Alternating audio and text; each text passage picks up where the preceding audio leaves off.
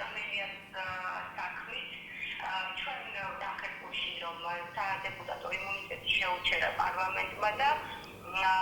შეფასება მისი მხრიდან და ოპოზიციის მხრიდან არის ის, რომ ეს არის პოლიტიკური დევნა და როგორც თვითონ მელიამ თქვა, გავრილოვის დავალება შეასრულეს განაცხადა. აი როგორ ახსენებთ თქვენ ამ პროცესს, რომელიც კამელიას ირგვლივ განვითარდა? აქედან დავიწყოთ. მოდი დავიწყოთ იქიდან, რომ უნდა დადგეს ალბათ საბოლოო ჯამში ის დრო საქართველოში, როცა ყველა შეეჩვევა ასე ვთქვათ, სამართლებრივ სახელმწიფოში ცხოვრებას და კანონი უნდა იყოს კანონი ყველასათვის. მიუხედავად იმისა, ვინა საქმიანობას ეწევა და არ უნდა იყოს გარჩევა ესე, რომ ჩვეულებრივ ჭალებში ვიძახთ ცხადია ადამიანებსა და ვთქვათ, ეგრეთ წოდებულ პოლიტიკოსებს შორის. პოლიტიკოსებს განსაკუთრებით დიდი პასუხისმგებლობა გააჩნიათ კანონთან მიმართებაში. მით უმეტეს თუ გავითვალისწინებთ ახლა როდესაც ჩვენ ვსაუბრობთ, მიუხედავად იმისა, რომ რადიკალურ ოპოზიციაზე ვსაუბრობთ და გასაგებიც არის მათი გეგმები ამა თუ საკითხთან მიმართებაში, მაინც ალბათ უნდა გავიაზროთ უბრალო ჭეშმარიტება, რომ ყველა პოლიტიკოსი, პოლიტიკური პარტია თუ პოლიტიკური სუბიექტი მომავალში ალბათ მაინც ფიქრობს იმას, რომ როდესმე ხელისუფლებაში მოვა. ეხლა თქვენ როგორ წარმოგიდგენიათ, რომ ადამიანები, რომლებიც ფიქრობენ ხელისუფლებაში მოსვლას, აპრიორი თავიდანვე ხელისუფლებაში არ მოსულები იძლევიან მაგალითს, როგორ დაარღვიონ კანონი და არ შეასრულონ კანონიერი მოთხოვნები და სამართალს და სახელმწიფოს აღუდგენ წინ. მათი შესაძლო, კიდევ ერთხელ ვიძახი ამ შემთხვევაში მე ნამდვილად არ ვისურვებ, პირადი ჩემი აზრია, მათ ხელისუფლებაში მოსვლას ან დაბრუნებას არანაირი ფორმით, როგორ წარმოგიდგენიათ, რომ ისინი უნდა გახდნენ გარანტორები კანონის ასრულებისა და ხელისუფლებაში ყოფნის დროს მართვის მიმართულებებისა. რა მაგალითს იძლევიან ისინი ჩვეულებრივ მოქალაქეებზე და როგორ უნდა მართონ თქვათ ქვეყანა ასეთ შემთხვევაში, როდესაც კანონს თავიდანვე აპრიორი უწევენ წინააღმდეგობას და მიუხედავად იმისა, რომ მათ მოწონ თუ არა მოწონთ ეს გადაწყვეტილება, კიდევ ერთხელ უნდა დავიმახსოვროთ და გავიაზროთ ყველა მის, რომ ნებისმიერ შემთხვევაში თუნდაც ავიღოთ, რომ აი პატრული ელემენტარული ჯარიმიც როდესაც აკისრებს ადამიანს, მე არ მეგულება ადამიანი, რომელსაც უხაროდეს, თქვათ, იგივე ჯარიმის გადახდა და თქვათ, იგივე პატრულს ან ჯარიმის მომტანს ეუბნებოდეს, რომ როგორ გამიხარდა, რომ თქვენ დღეს მე დამაჯარიმებთ, ხო? გასაგებია, მაგრამ ეს არის ფორმა, რითიც მყარდება წესრიგი სახელმწიფოში და რაც აუცილებელი პირობაა იმისათვის, რომ ადამიანებმა თანასწორად სამართლებრივ სახელმწიფოში იცხოვრონ. ეხლა მელია რასაც აკეთებს ამ შემთხვევაში, ეს რა თქმა უნდა, ერთგვარი პოლიტიკური თამაში და პოლიტიკური სპეკულაციის სერიოზული გამომდინებაა, გამომდინარე იქიდან, რომ ის ასე ვთქვათ, ერთგვარი ჭყალებში ვიძახი პოლიტიკური ვაჟკაცობა აბსოლუტურად დაამსხვრეული არის მის ქმედებებიდან გამომდინარე. პირველი რომ მან ერთხელ უკვე გადაიხადა გირაო, რაც იმას ნიშნავს, რომ ის დაეთანხმა სასამართლოს გადაწყვეტილებას და ფაქტურად აღიარა მათთან თანამშრომლობა. გირაო არის ის ფორმა, რომელიც ითვალისწინებს იმას, რომ ჯერ სასჯელი არ არის გამოტანილი და ეს რა თქმა უნდა სასამართლოს უზენაესი გადაწყვეტილებაა და სასამართლო უნდა გადაწყვიტოს ვინმეს დანაშაული აქვს თუ არა, მისი ბრალეულობა როგორ განისაზღვროს და მეორე, როდესაც შენ ნახევრად აღიარებ და შემდეგ უკვე პოლიტიკური მიზნებიდან გამომდინარე 1000 რაღაცას იგონებ, რომ თითქოს და გირაო არ გადაიხადო, რა თქმა უნდა, აქ ჩვენ პოლიტიკურ სპეკულაციასთან გვაქვს ადგილი. მეორე თქვენი სტემართვით ჩვენ ასევე ვხედავთ პოლიტიკოსების ასევე გარკვეული ნაწილის კიდევ ერთხელ არასახელმწიფო მიდგომას ამ საკითხთან მიმართებაში ისინი იძახიან, რომ თქვათ მელიას არ გავატანთ, არ დავაჭერინებთ, წინააღმდეგობას გაუწევთ პოლიციას, ვინც არ უნდა მოვიდეს ფიზიკურად და ასე. ეს მეორე გამოგონარი რამ არის, სამწუხაროდ რაც ხდება სახელმწიფოს გარკვეულ ძალიან მცირე ჯგუფში,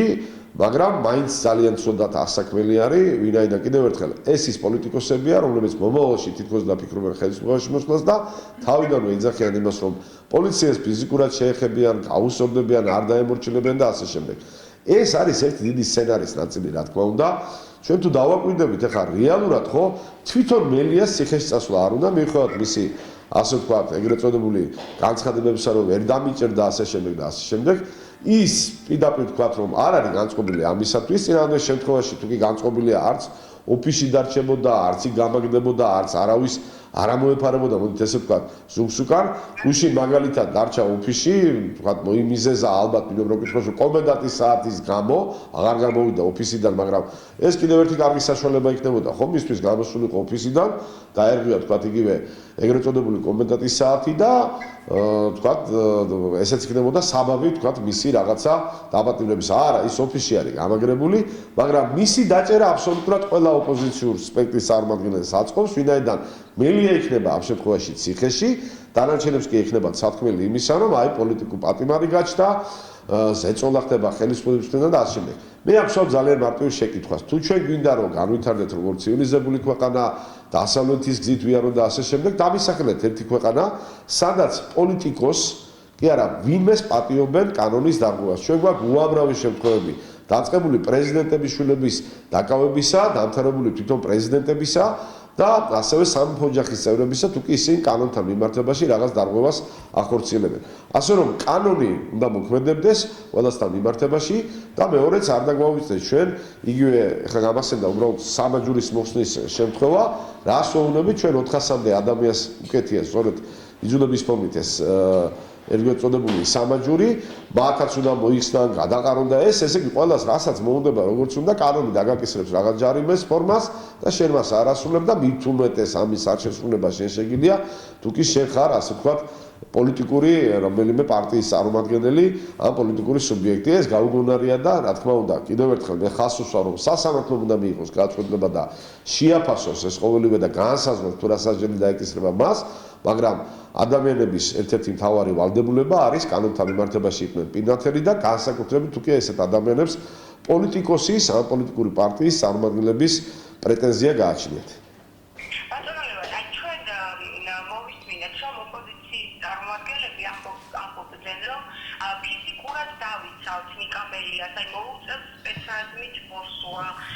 როგორ ელის თქვენ პროცესების განვითარება? ხომ არ ვფიქრობთ, რომ შესაძლებელია ვითარება კიდევ უფრო მეტად დაიძაბოს? ვითარების, დიახ. მოვლენების განვითარება. ვითარების დაძაბვა და ეგრეთ წოდებული პოლიტიკური პერფორმანსების და შოუების მოწყობა, რა თქმა უნდა, ისევ და ისევ რადიკალური განწყობილ ჯგუფებს აწყობს, მაგრამ მეორე ხერხი ჩვენ კარგად ვიცით ეს ადამიანები, ვინც ესე იძახიან, რომ ფიზიკურად დაიცავენ და ციხესიმაგრეს ააგებენ და გამაგდებიან იმისათვის, რომ მელი არავის გაატარონ და შემდეგ გავიცნოთ ეს ადამიანები ის ადამიანებია, რომლებსაც თუ კი ვინმეს დაცვა და რამეს დაცვა ჭირდებოდა, აგერ იყო 2008 წელი და სამშობლო იყო დასაცავი და ვინ საერთგარბოდა ძალიან კარგად გვახსოვს. ესეთი. მეორე, ეს ადამიანები ეხლა ამუშავებენ სცენას, რომ თუ კი ესეთი რაღაცა მოხდება და მართლა აჟიოტაჟით მოხდება მელიას დაკავება, კიდევ ერთხელ ხას უსვამ მე ამ მომენტს მათთვის ეს იქნება ბრწყინვალე ინფორმაცია ბჭყალებში რა თქმა უნდა იმისათვის რომ მიიქციონ რაც შეიძლება მეტი ადამიანის ყურადღება განსაკუთრებით ტელევიზიები იქნება აქტიური უცხოელების აქტიურობა რომ რამენერად და ყურადღება მიიზიდონ ეს იქნება მათი მთავარი ამოცანა თორე დანარჩენი ხო კიდევ ერთხელ გეუბნებით სახელმწიფოს ყოველთვის გააჩნია ბერკეტი იმისა თუ კი დამნაშავე არის დასაჭერი და დასაკავებელი ის დააკავონკიდეს და ამისთვის არ დაჭირდება რაც სპეცდანუშულების რაზმების მიყვანა და ასე შემდეგ და მეორე კიდევ ერთხელ ვიძახი თუ კი მელიას მიაჩნია რომ ის არის ადამიანი რომელიც არის მართალი მან თავისუფლებების დაცვა უნდა შეძლოს თავის ადვოკატებთან ერთად სასამართლოში და თუ კი მოხდება მისი დაკავება ეს მისთვის პირიქით სასარგებლოს კი უნდა იყოს შემდგომში მისი პოლიტიკური მომავლისათვის მაგრამ როგორც ჩანს არა მას პირადად არავითარ შემთხვევაში არ აწყობს საპატიმროში წასვლა არაფრის ფასად თავისთავად ცხადია და ეს ერთ-ერთი მაგალითი არის ალბათ მისი ასე ვთქვათ ბელადი სააკაშვილისა რომელიც უკრაინიდან პერიოდულად გვემუქრება მაგრამ თავის დროზე მანაც აარიდა საჯელს თავი და პირიქით საქართველოსთან გაქცევით უშველას თავს და უფრო მეტიც მოქალაქეობაც კი შეიცვალა ყველა სამართლო მომენტი პრეზიდენტების ისტორიაში რაღაც ვერ ვიხსენებ მე მანდ შემთხვევას რომ რომელიმე ყოფილ პრეზიდენტს დაეთმოს იმ ქვეყნის მოქალაქეობა სხვა რაღაცების საფასურად რომლის ასე ვთქვათ პირველ პირს წარმოადგენდა და ესეთი საქციელი უღირს საქციელი ჩაედინოს მაგრამ როგორც ჩანს სააკაშვილი ძლება კარგ მაგალითს და სააკაშვილის სცენაში ხდება ეს ყველაფერი თუ მელიას დააკავებენ მას ეს აწყობს თავისთავად ცხადია და იტყვის რომ აი ხო ხედავთ პოლიტიკოსებს დევნიან პოლიტიკური პატიმრები გაჩნდა საქართველოში და ისევ იქიდან ხდალად შორიდან დაიწყებს ბაკიბუქს და თუ არ დააკავებენ ეს იქნება კიდე მისთვის მეორე ვარიანტი იმის თქოს რომ აი სახელმწიფო თითქოს უძლურია და ასე შემდეგ მე მგონი აქ ძალიან მარტივი გამოსავალი არის, თუ კი ის იმსახურებს დაკავებას და დაპატიმრებას უნდა იყოს დაკავებული, თუ კი არ იმსახურებს, ამის შესახებ გადაწყვეტილება სასამართლომ უნდა გამოიტანოს. ჩვენ უნდა მივეჩვიოთ იმას, რომ კანონი და სამართლის ასრულება სწორედ სამართლებრივად უნდა ხდებოდეს. რაც შეეხება აქციების თემას და დანოს და აქციებით, საპროტესტო აქციებით, ჭროდათ რომ ვისმენთ ხოლმე განცხადებებს, სადაც სიტყვა რევოლუცია ფიგურირებდა. თქვენი შეფასებით, რამდენად აქვს ოპოზიციას რესურსი იმის, რომ პოლიტიკური პროცესი გადაიტანოს ქუჩაში და ვიხილოთ ისევ აქციები? მთავარი ეგრეთ წოდებული ოპოზიციური ძალა მაინც არის ნაციონალური მოძრაობა, რომლის რეიტინგი უფრო და უფრო ეცემა და ამის ერთ-ერთი დადასტურება არის NDI-ის ბოლო კვლევები, რომელმაც 5% დაუწერა აბსოლუტურად მართებულად და ეს ყველაფერი არის მიზეზი იმისა, რაც ბოლო პერიოდში არჩევნებიდან, ვთქვათ იგივე კვლევამდე პერიოდში ნაციონალურ მოძრაობამ განახორციელა. მე ვგულისხმობ იმას, რომ პარტიამ უბრალოდ უარი თქვა კანონშემოქმედებით მუშაობაზე, ამას ხალხი უყურებს ძალიან კარგად, მას ყავს თავისი მომხრეები, სრულიად გასაგებია, რომელშიც გამოიწვია ცხადია გულგატეხილება იმან, რომ ნაციონალური მოძრაობამ, ასე ვთქვათ, ოპოზიციური პარტიის ფლაგმანმა ამ შემთხვევაში, რა თქმა უნდა, ესევ ჭყალებში ვიძახი, უარი თქვა თავის მანდატებზე, უпростоრად უარი თქვა პარლამენტში შესვლაზე, მაგრამ უარი არ უთქვია, ვთქვათ, იმ გარკვეულ სიკეთეებზე, უარი არ უთქვია იმუნიტეტზე, უარი არ უთქვია ხელფასებზე, დაფინანსებას და ამ შემდეგ და უბრალოდ ადამიანებში როგორ აღიქმება ეს? მაშინ ჩვენ ისთვის მოგეჩით თქვენ ხმა, ხო? ძალიან მარტივი მიზეზი არის. თქვენ ხმას გაძლევთ იმის გამო, ნებისმიერ პარტიას ადამიანები აძლევენ ხმას იმის გამო, რომ მათი ანჟერათ ან დარწმუნებული არიან, რომ ამ დობის მანდატს, როდესაც უცხადებენ, ისინი ასე თუ ისე თავიანთ ინტერესებს, მათ ანუ ამომრჩევლების იმ ჯგუფის ინტერესებს გაატარებენ, რომლისგანაც მათ დაუჭირეს ხარი. სამწუხაროდ მათ ეს ვერ იხილეს, მათ ვერ იხილეს ვერავით არის დაპირება, ასევე საზოგადოების ნაწილი ხედავს, რომ იგივე იმ აქციებზე ახლა გუშინაც რამოდენმე პერფორმანსის მსგავსი ვიხილეთ ჩვენ პარლამენტის წინ და ნახეთ რა ცოტა რაოდენობის ადამიანები იყო და მოდით ამას ნუ დავაბრალოთ ჩვენ ნურც თქვათ სიცივეს, ნურც რაღაც კლიმატურ პირობებს, ეს უბრალოდ არის მიზეზი იმისა, რომ ადამიანებში მათ ნდობის ხარისხი საკმაოდ დაკარგეს. რაც შეეხება ისე და ისე ამ აქციებს, ესეთივე სურათი გვექნება ჩვენ შემდგომშიც, ვინაიდან მოდით პირდაპირ გეტყვით, შესაძლოა და ამაში მე ღმრთ დარწმუნებული ვარ, რომ პოლიტიკური გემოვნება საკმაოდ ჭრელია საქართველოში, ყავს ხელისუფლებას თავის მხარდაჭერები, ყავს ალკოჰოლ პარტიებს მხარდაჭერები, მაგრამ უფრო და უფრო ეცემა რეიტინგი ოპოზიციური სპექტრისა, გამომდინარე იქიდან, რომ მათ ვერ შეასრულეს დაპირებები, უფრო მეტიც სხვა პარტიებმა არანაციონალურ მოძრაობას პარტიებს გულისხმობ მე, უფრო მეტი აცრუება გამოიწვიეს და გულგატეხილება ამომრჩეველში, როდესაც ისინი ფაქტურად ნაციონალური მოძრაობის თამაშის მიმდევრები გახდნენ და ხედავთ პროცესებს. ხო თვითონ პოლიტიკოსები ტოვებენ უკვე ალკოჰოლ პარტიებს, ჯერ ნაციონალურ მოძრაობაში ქონდა ჩვენ ვაშაძის, გრიგოლ ვაშაძის ნათელი მაგალითი იმისა, რომ მან დატოვა პარტია და აღარ ხედავთ ევროპული საქართველოში როგორი დაპირისპირებაა, თქვათ იგივე ბოკერია, უგულავასა და ბაქრაძეს შორის. გამომდინარეობს ეს ყველაფერი იქიდან, რომ მათ არ აქვს ჩამოყალიბებული გეგმა, უბრალოდ ამით ყველაზე უფრო დაზარალდა, შეიძლება ითქვას, პატარა პოლიტიკური პარტიები, იქიდან გამომდინარე, რომ მათი იშაბაშეს ის თამაში, რაც ყველაზე უფრო აწყობდა ნაციონალურ მოძრაობას და აქედან გამომდინარე მე ნამდვილად არ ველი რაღაც რევოლუციურ გადატრიალებს, შეიძლება აქციები ჩატარდეს, მაგრამ ეს არ იქნება იმ მასშტაბის, რომელმაც შეიძლება ძირეული ცვლილებები ანკავები გამოიწვიოს საქართველოში. თუმცა პროვოკაციულ ქმედებებს, რა თქმა უნდა, ყოველთვის უნდა ველოდეთ.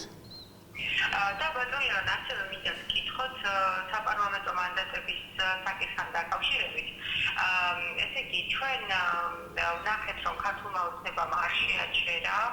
ოპოზიციის მანდატები, არ შეუჩერა უფლებამოსილება და ეს საკითხი ღიად რჩება. რატომ გადადგა თქვენი შეფასებით მართლობა გუნდმა ეს ნაბიჯი, როგორც ოპოზიციამ განაცხადა, ოცნება ცდილობს, რომ დრო გაწევოს და არ გააფორმონ ეს პარტიული პარლამენტიო. რატომ გადადგა ეს ნაბიჯი მართლობა გუნდმა და თუ ელოდებით, რომ სხვა დეპუტატებსაც ვიხილავთ, რომ ოპოზიციიდან რომლებიც შევლენ საკანონმდებლო ორგანოში. თუ დავაკვირდებით სურათს, რეალურად უკვე ერთპარტიული პარლამენტი ნამდვილად არ გაგვაჩნია, იქ ქართული ოცნების გარდა კიდევ არის წარმოდგენილი ორი პარტია, ევროპული სოციალისტები და მოქალაქეები. მიუხედავად იმისა, კიდევ ერთხელ მინდა ხაზი გაუსვა ამას, ვინ ეს მოწონს თუ არ მოწონს, ასევე მაქვს მე ყოველ შემთხვევაში ესეთი შეგრძნება, რომ სხვა პარტიების წარმომადგენლები შეიძლება შეუერთდნენ, შესაძლოა ეს იყოს გილჩი, ან შესაძლოა იყოს ვინმე კიდე რომელმაც დამოუკიდებლად ითამაშოს ეს თამაში. ძალიან საინტერესო პროცესები არის, ერთხელ თუ დავაკვირდებით ამ მიმართულებით. თქვათ იგივე ვხედავთ რომ ლელოს ერთ-ერთი თვალსაჩინო წარმომადგენელი საკმაოდ სერიოზული პოლიტიკური გამოცდილების მქონე დავით უსუფაშვილი საერთოდ გაქრა ხო თითქოს და პოლიტიკური რაღაც ველიდან რატომ რის გამო ძალიან მარტივი მიზეზი შეიძლება იყოს ეს დავით უსუფაშვილის ახლა ლელოში გაწევრიანება ცხადია გამომდინარეობდა ძალიან მარტივი მიზეზებით რომ მას სურდა კვლავ პარლამენტში შესვლა და სურდა ასე ვთქვათ საპარლამენტო ცხოვრებაში ჩართულიყო მაგრამ როგორც ჩანს ლელოს ტაქტიკიდან გამომდინარე მისთვის ეს მიუღებელი აღმოჩნდა და რაღაც თავის არიდებას აქვს ადგილი ასევე არიან საკმაოდ ადამიანები იგივე ნაციონალურ მოძრაობაში თუ ევროპულ საქართველოში რომელსაც გააჩნიათ ასე თუ ისე სხვადასხვა აზრები ამასთან მიმართებაში რის თაობაზეც არაერთხელ ჩვენ თქვათ იგივე გილჩის წარმომადგენლების მხრიდან მოგისმენია ქართული ოცნების ნაბიჯი რომ არ დახურა კარები ასე ვთქვათ პარლამენტისა არის კიდევ ერთხელ მოდით ესე ვთქვათ ერთგვარი კეთილინების გამოხატვა იმისთვის რომ მოუწოდებს ამ ადამიანებს თუ კი თქვენ მიიღებთ ეს გაწყვეტილება შემოგზავნით და მეორე მხრივ ასევე პატივს სცემს ამ შემთხვევაში შეიძლება თქვას მათ ამომრჩევლებს ან მეორე მხრივ ეუბნება პირდაპირ თელად საზოგადოებას რომ აი თქვენი თვალით ნახეთ ჩვენ არავით არ რადიკალურ არამედ ესე ვთქვათ ძიმე ნაბიჯებს არ გადავდგათ მაგრამ თქვენი თვალით ნახეთ თუ რაც წარმოადგენს ეგრეთ წოდებული ოპოზიციური სპექტრი ეს არის ჩვეულებრივი მოვლენა უკვე შეიძლება ითქვას საქართველოში ძალიან უცნაური მე ვიტყოდი საერთაშორისო თანამეგობრობისთვის გასაგებად ვინაიდან ჩვენ არაერთხელ ნახეთ და დავტყუდით რომ საერთაშორისო თანამეგობრობის წარმომადგენლებმა ჩვენმა სტრატეგიულმა პარტნიორებმა არაერთხელ მოუწოდეს მათ მოდით ესე ვთქვათ პოლიტიკის ერთ-ერთი პირველი გაკვეთილების გამეორება ან შეხსენება რომ თუკი პოლიტიკური პარტია თუ პოლიტიკური სუბიექტი ღებულობს არჩევნებში მონაწილეობას და გადალახავს ქართულ ზღარს შემდეგ მისი ადგილი არის სწორედ პარლამენტში მან უნდა დაიკავოს საპარლამენტო ტრიბუნა და იქ უნდა გამოხატოს თავისი შეხედულებები დაიცვას თავისი სამომრჩევლის ინტერესები რასაც ესენი სამწუხაროდ არაკეთებენ პირველ რიგში სამწუხაროდ ეს არის მათთვის ვინაიდან ეს უფრო და უფრო აზარალებს მათ მეორე მხრივ რა თქმა უნდა მათი ამომრჩევლებისთვის რომელსაც გულგატეხილება გაუჩნდათ მათი ამ ქმედებებიდან გამომდინარე და რა თქმა უნდა არც თუ ის სასიკეთო არის ქვეყნისათვის ეს ყველაფერი შედეს მოიტანს უკვე თვითმმართველობის არჩევნების დროს და ამაში ჩვენ ახლა დავწუნდებით რომ როგორ ნელ-ნელა გაქრება ბევრი პოლიტიკური პარტია რისი უკვე ნიშნებსაც ჩვენ ვხედავთ კი ბატონო ჩემ კოლეგას თუ აქვს კითხვები თქვენ მოდის გაგითიშოთ თამნა თუ იქნებით ხაზე როგორც მეტყვით კი ბატონო დიახ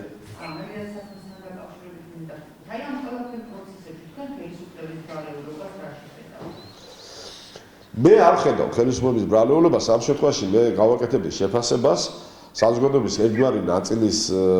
აზრს გამოვიტანდი იმიტომ რომ პირადზე არ ვიძახი ამ შემთხვევაში პირად შეხედულებაზე უბრალოდ მიუხედავად იმისა რომ საზოგადოებაში მუსირებს აზრი რომ არ მოწონს საზოგადოებას შეიძლება ითქვას ერთგვარი ჰუმანური ან ლოიალური დამოკიდებულება რასაც ხელისუფლება იჩენს თქვათ იგივე არა მარტო მელიასთან მიმართებაში არამედ სხვებთან მიმართებაში ჩვენ ძალიან მარტივ საქმესთან გვაქვს მარტივი საქმე არის რასაც უყურებთ თლიანობაში რაც ხდება პოლიტიკურ ველზე უყურეთ როდესაც კორონას შეიძლება ცოტა ხელი იფიქროთ რომ ძალიან შორიდანული მაგრამ ახსნისათვის მჭირდება ეს ყველაფერი როდესაც კორონას გამო გარკვეული შეზღუდვები მოიხსნა საქართველოში თქვენ გახსოვთ როდესაც ასე ვთქვათ მეორე ტალღის მერე ვთქვათ მაღაზიები გაიხსნა როგორი საცობები შეიქმნა ვთქვათ ქვეყანაში და როგორი სიტუაცია იყო ხო მეც მომიწია ამ ერთო საცობში ყოფნა არა იმის გამო ვთქვათ მაღაზიაში მიდიოდი მანდ ამაიც მაგრამ გადაადგილებას ვახორციელებდი მაგრამ მეორე მხრივ დავაკვირდი ესეთ რაღაცას რომ მანდ ამაიც ადამიანები არ იყვნენ გაგულისებული გაბრაზებული იმის გამო რომ საცობში მოხდნენ ერთგვარი სოლიდარობაც კი იყო გამოცხადებული რომ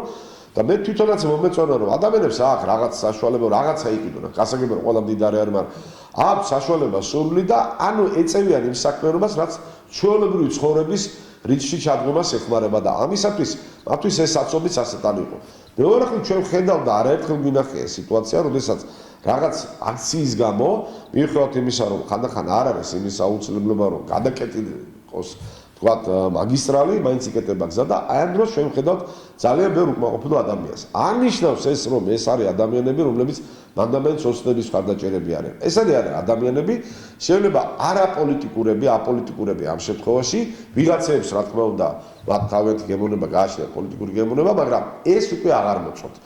არ მოწონთ ასე ვთქვათ წარსულში დაბრუნება და ყევებში დაბრუნება. აქედან გამომდინარე, ეს არის ადამიანების რიცხვი, რომლებიც სწორედ არ უწონებენ ხელისუფლებას ამ შემთხვევაში, შეიძლება ითქვას, ეგრეთ წოდებულ ჰუმანურ, ლოიალურ დამოკიდებულებას იგივე ოპოზიციას მიმართებაში. არ უწონებენ თქვათ იგივე ხელისუფლების წარმატებას იმას, რომ ოდესაც ხედავენ, რომ თქვათ იგივე რიგით პოლიციელებს, რომლებიც ამ შემთხვევაში ასრულებენ თავის უშუალო მოვალეობას, როგორ ეწინააღმდეგება ადამიანი და ეწინააღმდეგება ის რიგით პოლიციას იმისათვის, რომ რატომ გახარაგ და გამატარა. ის ხომ თავის მოვალეობას ასრულებს, თავის ძალებას ასრულებს. ბევრი რაღაცა, რაც საზოგადოებისთვის მიუღებელი ხდება, ეს არის ერთ-ერთი სერიოზული გამოვლენა იმისა, რომ ხელისუფლებას ალბათ მოუწევს უფრო მკვეთრი ნაბიჯების გადადგმა. მე ხარ შეგახსენებთ ასევე ორ ესეთ სიტუაციას, რამაც ჩემში პირადად გამოიწვია ძალიან დიდი გულისხმობა. მოგეხსენებათ, რამოდენიმე ხნის წინ გადაიცვალა ყველასთვის საყვარელი, ყოველ შემთხვევაში მოსახლეობის უმეტესობისთვის ძალიან საყვარელი მომღერალი თემურ ციკლაური. მართლაც გლოვა იყო ბევრი ადამიანისათვის მისი გარდაცვალება, ბევრი მიზეზიდან გამომდინარე, ეს არის რეალურად არის იმიტომ ვიძახი, რომ ის დარჩა ქართულ საზოგადოებაში ჭეშმარიტი ქართველი მომღერალი და წარმოიდგინეთ მის დაკრძალვაზე მისულ ადამიანებს დახვდათ სხვა სურათი, რომელიღაც მედიის წარმომადგენელმა, ყველა ნახა ეს პალატები ეთერში, არაც ჩააგდო, შეიძლება ითქვას ის გლოვის დღე, პატივი არც არა, მე ესე ვიტყოდი პირდაპირ მიცვალებულის ხსოვნას და პირდაპირ მიეჭრა რამოდენიმე პოლიტიკოს რაღაც თავისი პოლიტიკური კითხვების დასასრულად. ეს არ არის ადგილი, სადაც შენ ეს უნდა განახორციელო. ეს არ იყო თქვა სიტუაცია, რომ თუ იმ კითხვას იმ წუთში არ დასვავდი, ქვეყანა დაინგრეოდა. ჩვენ უბრალოდ უნდა შევძლოთ, რომ პატივი მივაღოთ ადამიანებს და ცოტა რაღაც ჩარჩოებში ჩავждეთ. ეს ელემენტარულად ადამიანური. ან მეორე შემთხვევა უკაცრავად რამოდენიმე დღის წინ მაშველი მეხანძრე გარდაიცვალა სამსახურეობრივი მოვალეობის შესრულების დროს და იქ მივიდა თქვა შინაგანსაქმეთა მინისტრი მის მეგობრებთან ერთად და ეს ძალიან მძიმე შემთხვევა არის. ეხლა მე ერთხელ ვახსენე ადამიანი თემურ ციკლაური, რომელიც მთელი საქართველოსთვის ცნობილია და მის გარდაცვალება დიდი ტრაგედია, მაგრამ არ ეწყინება ალბათ არავის, თუ კი ვიტყვიმე, რომ მაშველი მეხანძრის გარდაცვალება ჩვენთვის ასევე საკმაოდ სერიოზული ტრაგედია გახლავთ, ვინაიდან ეს ადამიანი გარდაიცვალა და დაიღუპა სამსახურეობრივი მოვალეობის შესრულების დროს, რაც იმას ნიშნავს, რომ ნებისმიერი ჩვენთაგანის დახმარების აღმოჩენის დროს შესაძლოა დაღუპულიყო, ხო? ანუ ძალიან ღირსეულ ადამიანზე გვაქვს ჩვენ საუბარი, ადამიანზე, რომელიც თითქოს არ ჩანს, მაგრამ ჩვენთვის მუშაობს და ჩვენ გვემსახურება და ამ დროს შენ ასევე არ ყველანაირი ეთიკას და მიბიხარ და არიქა იქნება გომელაურს რაღაც შეკითხვა დაუსვა, უბრალოდ უხერხულია. ამისათვის უნდა იყოს სხვა დროს შერჩეული, ელემენტარულად დაელოდე, მოდით პატივი მივაგოთ ამ გმირ ადამიანს და მერე განვახორციელოთ ეს შეკითხვები. ასევე არ ჩანს ლამაზად, ხა კიდევ ერთხელ გამიგეთ, მე არავითარ შემთხვევაში მედიას არ ვაკრიტიკებ, მაგრამ აქ შეიძლება პირიქითაც ავუხოთ, რომ ხელისუფლებამ უნდა გადადგას უფრო მკვეთრი ნაბიჯები, როდესაც ვთქვათ, ჟურნალისტები მისდევენ ადამიანს ქუჩაში იქნება თუ სადღაც პარლამენტის შენობაში, ოპოზიცია იქნება ეს თუ პოზიცია მნიშვნელობა არ აქვს ამ შემთხვევაში და არ ყოფილ ყოველგვარ ეთიკურ ნორმებს იმისათვის, რომ იქნება რამენერად გამოძალონ რაღაცა ინფორმაცია. ეს მიუღებელი და საზოგადოებაში დამერწმუნდათ მე როგორც ჩვეულებრივი იგი წარმომადგენელში საკმაოდ ნეგატიურ განწყობებს ქნის. აი ხა ჩვენ ვსაუბრობთ აქ მაგალითად იგივე პრესკლუბში და არავით არის ზღვარი არ არის, ხო? ნებისმიერი შეკითხვა შეგიძლიათ დავსვათ, ნებისმიერი პასუხი შემიძლია გაგცეთ, დამეთანხმოთ, ან არ დამეთანხმოთ და ასე შემდეგ და აბსოლუტურად ნორმალურ ურთიერთობა მყარდება. მაგრამ წარმოიდგინეთ ახლა მე ვარ სადღაც ჩემ პირად საქმეს ვახორციელებ და ამ დროს კიდევ ერთხელ ბოდის გიხდით, თქვენ არ გეხებათ არავითარ შემთხვევაში, რომ მომვარდეთ, არ მაცალოთ, ელემენტარულად თქვათ მანქანის საბაგუში პირადი ნივთების შალაგება და შემიშალოთ ხელი იმაში, რაც ჩემი უშუალო, ასე ვთქვათ, უფლება არის, რომ გავახორციელო. არის ამისთვის ასეთი დრო, კი ბატონო, შევარჩიო დრო და ასევე მე მაქვს უფლება, რომ თუ კი მე არ მაქვს სურვილი, არ გიპასუხოთ ამა თუ იმ შეკითხვაზე, მაგრამ როდესაც მე ამას გამოვავლენ, კი ბატონო, ეს უნდა იყოს მიღებული ნორმალურად.